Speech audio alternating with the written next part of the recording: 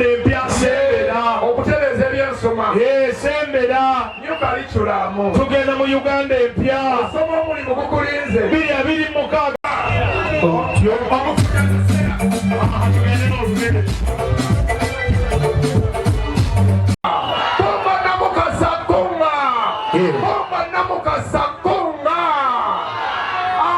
The issue is not to speak an understandable English, but the issue is to change the people's lives.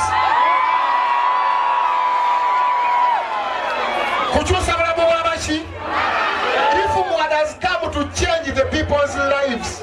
please accept Mwada to represent you in the Parliament of Uganda. Continue respecting him, continue trusting him, continue entrusting him.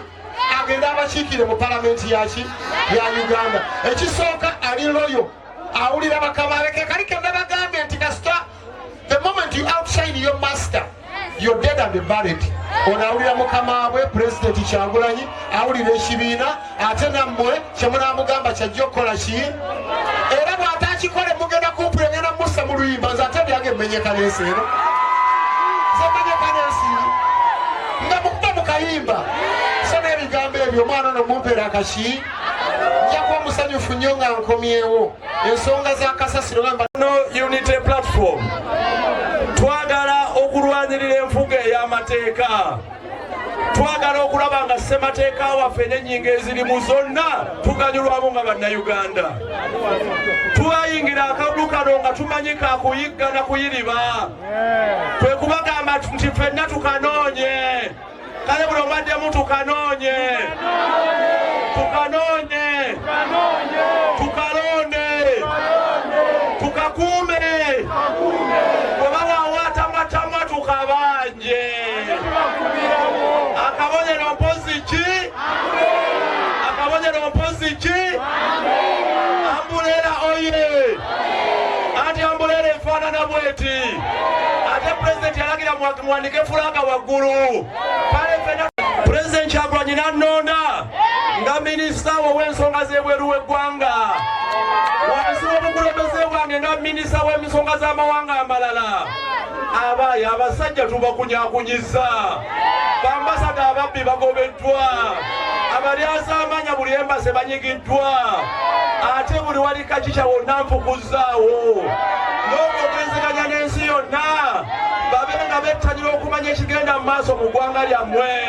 ate mu ggwanga lyaffe era ngenza okujja wano ng'omukago gwa Bulaaya bantegezeza nti bano basindise b'obuzaaba abasukka mu 7 nga bwe tukanoonya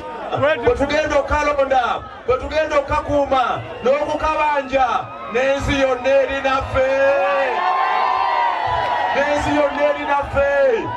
twagala ensalawo y'abannayuganda etekebwemu ekitiibwa twagala Uganda nga mulimu obwenkanya ng'enkulaakulana yenkana wonna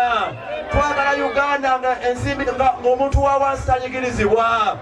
baleme tulugunya owa kiyosiki batulugunya owa bodaboda kyokka nga abasima golodi tebagibwako misolo abasajja bakumpanya basibo ne bannyabo emyaka gyange egyasooka ebiri nga nkolanyiridde of opposition mu Parliament ku komiti ya Kosasi mwalaba nga tunyiga buli mulyake nze ndi musajja mukambwe kuba lyazaamanya nze ndi musajja ate eryantamwa ate sisirika ate sikyukakyuka ate nzikirizigana n'enteesa y'abantu kale munneesige munzize mu Parliament ng'omubaka wammwe byo ngezezzaako okulwana okulaba nga tubanja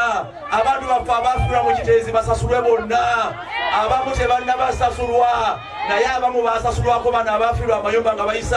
bayisaawo emergency vehicles naye abasinga ababuutikibwa tebannasasulwa n'abafiirwa abantu baabwe nzija kubabanjiza mulina okusasulwa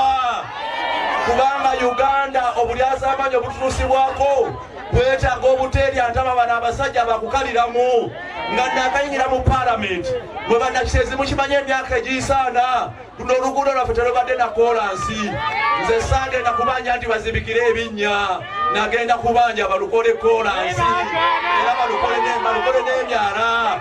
bwenzijidde olwaleero sente nazifuna mwaka 2022 nagenda mu Parliament nenkuba emmeeza nga bayisa budget ne bayisa ssente z'okukola oluguudo okuva Empererwe okudda Ekiteezi paka okuyita mu Kiti paka Buwambo. KCCA erwawo nga yeetooloola ne basooka bateekako kontrakita nga tebasoose kulanga ngendo duya luli wa Igigi luli luddawa naye atirisi ngenza okujja okulwaleero wakati w'okkuba emmeeza atirisi bamaze okufuna kontrakita eno kampani y'Abachina.